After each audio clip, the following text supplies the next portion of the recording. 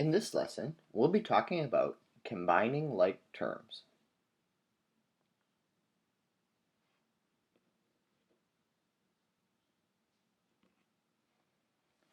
Are these the same? 5 plus 6 is 11, and 6 plus 5 is 11.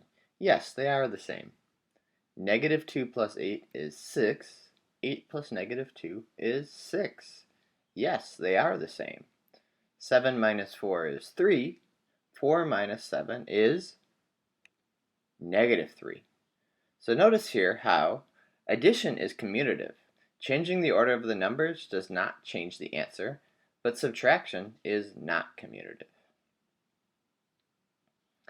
So for example, 2x plus 3y could also be written as 3y plus 2x. Let's be careful here though. 5x squared minus 7x could be rewritten as 5x squared plus negative 7x using the additive inverse, which now could be written as negative 7x plus 5x squared. Let's try the next question. Negative 3y minus 5x. Using the additive inverse, we could change it to negative 3y plus negative 5x.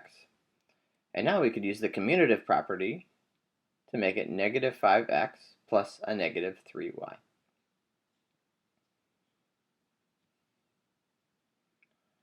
So, our next concept is combining like terms.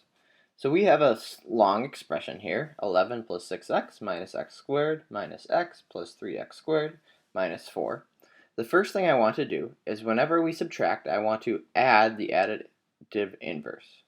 So I want to change it to 11 plus 6x plus negative x squared plus negative x plus 3x squared plus negative 4.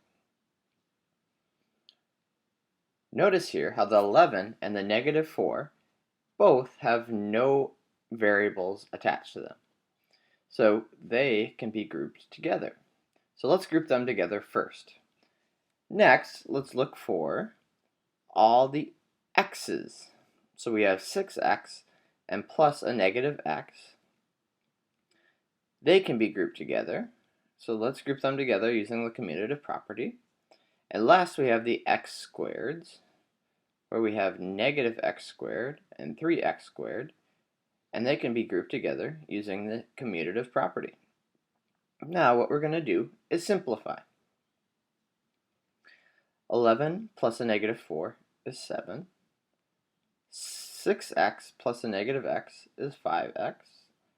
And negative x squared plus 3x squared is 2x. So we've simplified our expression.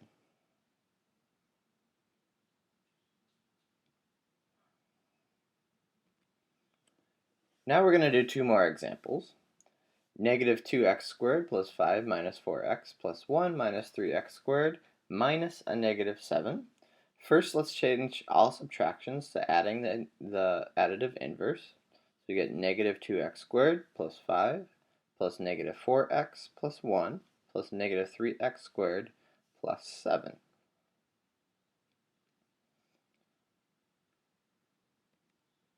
Okay, so the first term is the negative 2x squared. Let's find all the x squared terms. We have the negative 3x squared. Negative 2x squared minus 3x squared is negative 5x squared. Now let's find all the constants. So we have 5, 1, and 7. 5 plus 1 plus 7 is 13. And last, we're left with negative 4x, so let's write that last. We've simplified by combining like terms.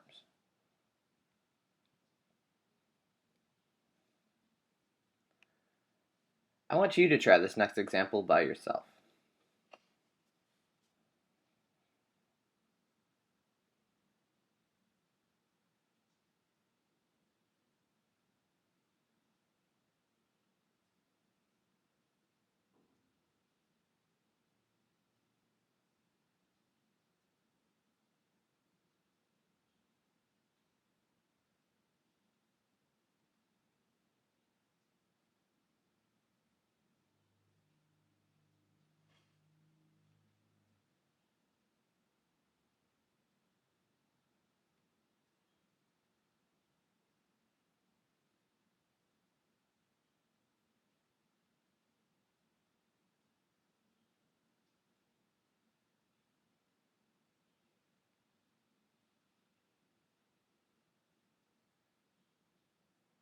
Did you get 7x plus 3y minus 2?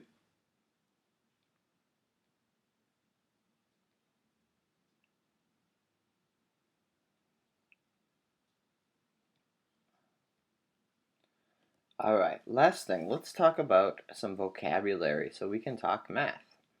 So first, notice how we were grouping the things that had x squareds attached to them. We call these things like terms. We group things that had only x's together, so we call those like terms. And last, we group the things with no variables, so those are like terms also. Okay, so then once we simplify, we now have 3 terms. So anything we can't combine like terms, we're left with negative 3x squared is a term, x is a term, and negative 4 is a term. The number in front of a variable is called the coefficient. So in the first term, negative 3x squared, the coefficient is negative 3. In the second term, x, we have an invisible coefficient. Remember, we can write x as 1 times x. So in front of the x, there's an invisible 1, which is our coefficient. And whenever we don't have any variables, we call that the constant term. There's no variables.